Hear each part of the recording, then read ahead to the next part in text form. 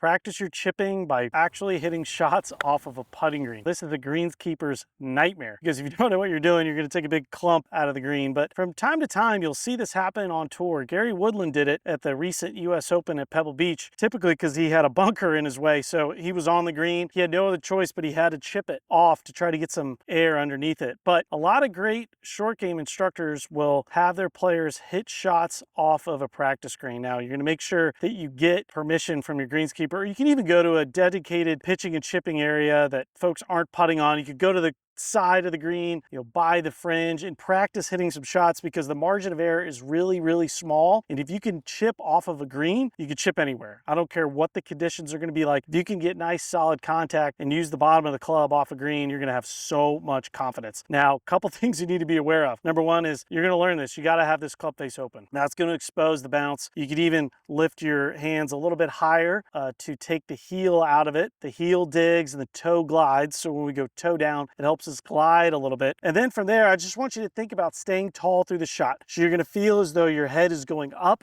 You're going to extend your arms this direction as you throw that bounce underneath the ball and just clip it just right off of the top. It's a really, really neat way to practice and train how to hit these shots, because I know that they can be challenging and intimidating. But like I said, if you can chip off a green, you can chip off of anything. So I'll go ahead and do my best to demonstrate here. But like I said, I'm opening the face. I'm going to lift that heel up a little bit.